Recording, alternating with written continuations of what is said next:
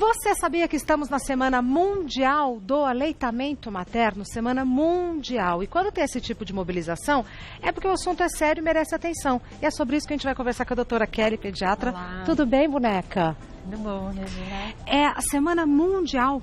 Sim, mundial. Em todo o mundo a gente tem várias ações que promovem o aleitamento materno e todo ano também tem um tema, o Ministério da Saúde faz uma campanha, todo mundo se mobiliza diante dessa... Doutora Kelly, e por que o mundo se mobiliza para incentivar o aleitamento materno?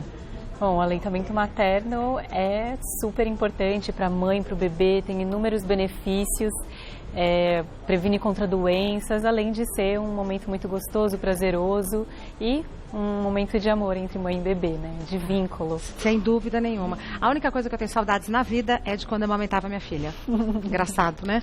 Vamos aos mitos e verdades, depois a gente tem ali, eu vi umas bombinhas, né? Tem umas coisas para mostrar para vocês, algumas dicas também. Perfeito. Então vamos com mitos e verdades sobre aleitamento materno. A amamentação deve ser exclusiva até os 6 meses do bebê. É mito ou verdade? Verdade. Verdade. Sim. Bom, o aleitamento materno é a recomendação da Organização Mundial da Saúde, do Ministério da Saúde, da Unicef, então todos os órgãos que regulamentam isso, falam que o aleitamento materno ele deve ser exclusivo, como única fonte de alimento do bebê, não há necessidade de dar água, suco, chá.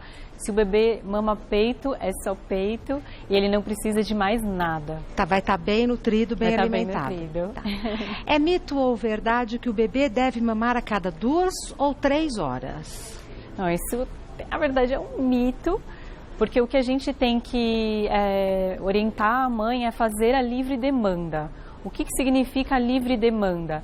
A gente oferecer o peito ao bebê toda vez que ele solicitar. Então, toda vez que ele parecer que ele quer mamar, abrindo a boquinha, procurando o seio, você oferece o peito. Isso, em média, acontece de 2 a 3 horas, mas tem vezes que o bebê mama de nenhuma, tem vezes que ele espaça um pouquinho mais, às vezes à noite, né, para felicidade da mãe, mas nem sempre é uma regra, então a gente não se deve ater a isso. No começo, eu, por orientação, achava que tinha que ser de 3 em 3 horas. É um sofrimento para a mãe e para o bebê. Chegou uma hora que assim, chorava, dava o peito. Chorava, às vezes era de 4 em 4 horas, às vezes de 1 em 1 hora. Varia, né, doutora? Sim, sim. A gente vai se conhecendo. Eu falo, uma relação.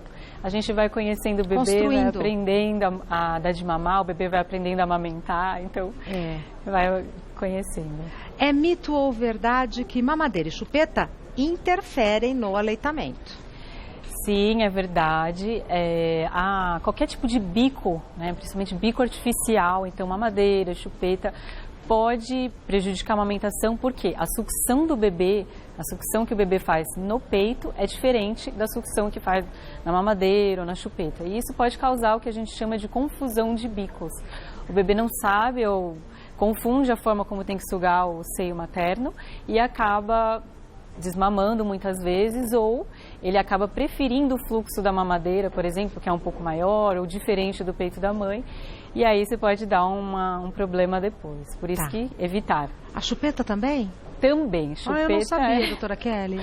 Sim, pode acontecer. Então, nos primeiros dias, eu falo, a amamentação está acontecendo, não introduz a chupeta, espera. Por mais que eu seja, há uma pressão enorme, né, da avó, de várias pessoas para dar, mas segura um pouquinho, se você puder, estabelece essa relação com o seu bebê, depois você pode pensar nisso, se precisar e se você quiser. Ótimo. É mito ou verdade que a mãe deve lavar os mamilos antes de cada amamentação? Mito, não deve, não precisa e não deve, porque a pele, né, do seio não deve ser lavada, nem higienizada, já está pronta. Tem também a questão do mamilo não ficar machucado, se você ficar lavando ele vai ressecar, enfim, pode dar problemas até. Então, o que você pode passar, inclusive, que é bom, é o próprio leite materno para hidratar a região, mas não há necessidade de higienizar. Perfeito. É mito ou verdade que um bebê com diarreia não deve ser amamentado? Não, ele deve ser amamentado. É mito. Mito. Na verdade, com diarreia, um bebezinho que está doente, ele precisa ainda mais do aleitamento materno. Ele precisa mamar com mais frequência para que não aconteça a desidratação. Perfeito. Então, ele vai solicitar mais o peito, vai precisar mais, porque ele está perdendo mais Aí é que líquidos. precisa da amamentação. Sim, muito mais. Tá. Muito mais. Vamos para as perguntas do pessoal de casa, depois a gente vai ver os... Vamos ver agora? Pode ser. Então vamos. Vamos. Eu olhei, me deu uma Você que curiosidade, sabe. doutora Kelly. Olha, usei. Quase tudo eu usei. Isso daqui eu não sei o que é nem isso. Bom, aqui são alguns acessórios. A gente, lógico, tem o peito, não precisa de grandes coisas. São coisas que podem ajudar a amamentação. Então, aqui é um sutiã de amamentação. A gente sabe que tem uma partezinha que abre. Vamos fazer assim, quer ver? Para mostrar melhor, né? Isso, vamos. Vai. Ah, obrigada. Sutiã, isso. E esse aqui, você abre aqui, então, aqui quando a mãe for dar de mamar... Não tá dando para entender. Não, né? Volta a abotoar, por gentileza. Vou voltar. Aí a gente vai mostrar ele na configuração normal. Aqui, peraí. Aqui. Aí, achou. A prisilinha, isso. Do outro lado. Aí. Pronto. Então aqui, olha, tá o sutiã na configuração normal. Certo. Né? Atrás ele é bem reforçado, porque o peito da gente fica pesado, né? Isso, exatamente. Então ele é bem reforçadinho. Tá dando pra ver aqui? Acho que tá, né? A tira é bem larga. E é frente, cruzada, por isso que ela fica... É cruzado, assim. por isso que sustenta. Exato. E aí, quais são as camadas aqui? Aqui, uma camada, então, você abre. Essa aqui é para amamentar. Então, ele abre, ele vai inteiro o sutiã. Ele abre inteiro. Só fica essa fitinha segurando, tá? Aqui, por isso olha. que tem alguns que não, que fica uma partezinha, um triângulo. Isso. Esse aqui é um exemplo, mas tem os outros também. Não pode ficar muito apertado, porque senão também pode engurgitar se ficar aquele triângulo muito cheio. E aqui também é um sutiã para ordenha. Então, ele tem um buraquinho, que aí você coloca aqui a bomba para ordenhar o leite. Tá. Então ajuda bastante. Segura, então você não precisa segurar a bomba para tirar. Você consegue colocar, acoplar sem precisar ocupar as mãos. Perfeito. Por isso que ele é mais muito útil. Eu falo sempre que ajuda. Que isso? Esse aqui é como se fosse aquela compressa fria, compressa quente, depende do que você quer. Aí aqui ele tem as bolinhas, você pode pôr na geladeira, por exemplo, se você quiser uma compressa fria. A compressa fria a gente faz para diminuir para pôr no peito? A produção, desinflamar. Ela é do formato do peito. Mas espera lá, usa quando empedra o leite? Isso, exatamente. Então você usa quando há engurgitamento mamário, quando o leite empedra, que a gente chama de engurgitamento. Então você coloca assim, acho que fica mais fácil mostrar. Muito mais. E aí a compressa fria deve ser feita após a mamada do bebê, porque ela inibe a inflamação, inibe que produza mais leite. Então, se você quer aumentar a produção, você não faça a compressa fria. E a compressa morna, nunca tão quente, você pode usar também para ajudar a massagear o peito e a desengurgitar antes do bebê mamar. Isso. E essas bolinhas, doutora Kelly?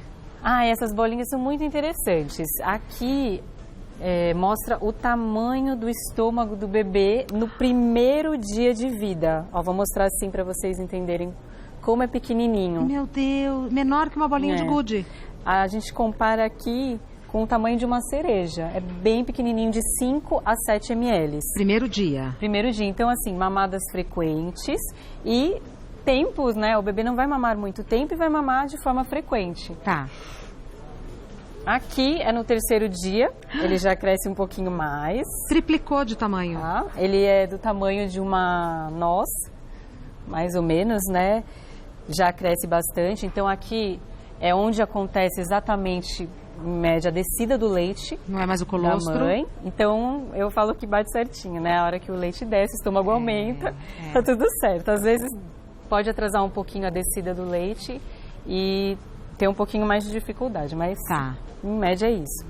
E esse aqui é no 10º dia.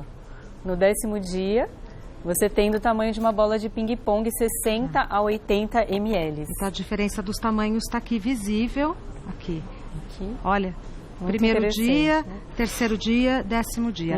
E isso daqui para a gente usar dentro do sutiã quando vaza, é isso? Esse aqui, ele é um gel, ele é uma placa de hidrogel que você pode usar que ela não fica roçando no mamilo, não machuca o peito. Ah, é só para proteção. E você pode usar também, se estiver vazando muito, aí você não coloca, porque aí você pode usar até o absorvente.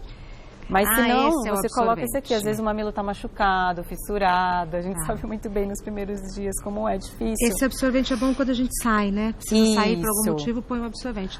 Maravilha. O que eu sempre falo, isso aqui usa com equilíbrio. Porque se a gente usar muito, tem risco de outras coisas. Usar só quando sair, igual você falou. Tá. As bombinhas clássicas, né? Para sucção do leite. Bomba manual, a bomba elétrica. Você pode... Ele não precisa, a bomba já faz a sucção. Ela, entre aspas, imita o leite, a sucção do bebezinho no peito. Todas funcionam muito bem. Funcionam.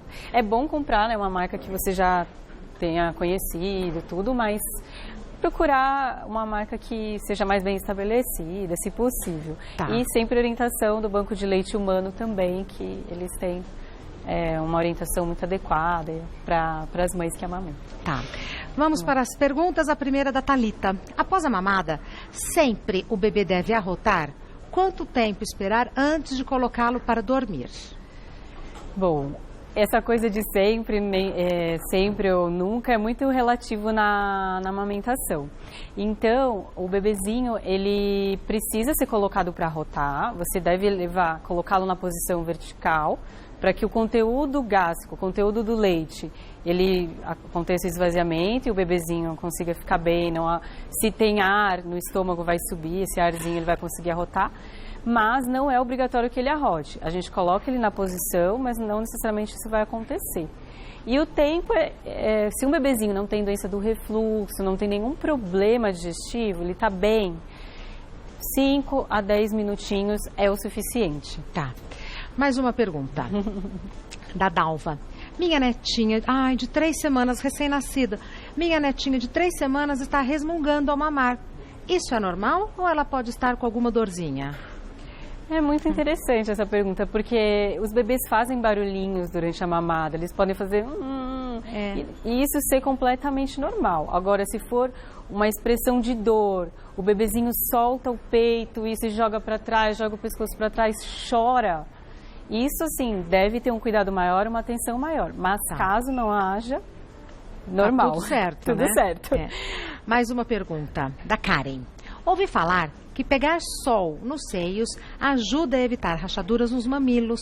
Isso é verdade? Isso pode deixar o leite com gosto ruim para o bebê? Um pouquinho de sol nos mamilos pode ajudar um pouco, porque você vai tornar aquela pele menos sensível, menos irritada, está fissurada, isso pode ajudar um pouco, mas não para tomar aquele sol de queimar, lógico, porque senão as pessoas exageram. E não deixa um gosto ruim na boca do peito do bebê, não muda em nada o gosto do leite. Um pouquinho de sol é o quê? Aquele solzinho até as 10 da manhã? Isso, até as 10 da manhã, depois das 4 eu falo, vai com o bebezinho, toma o solzinho que o bebê precisa e também já toma um pouco de sol no mamilo. Isso depois que o bebê nasceu. E antes do bebê nascer, na gravidez, é bom tomar um pouquinho de sol no peito ou não? Você pode tomar um pouco, mas não há uma necessidade de preparar o peito, como as pessoas falam de passar bucha, isso não é mais recomendado. Doutora Kelly Oliveira é pediatra e consultora internacional de amamentação.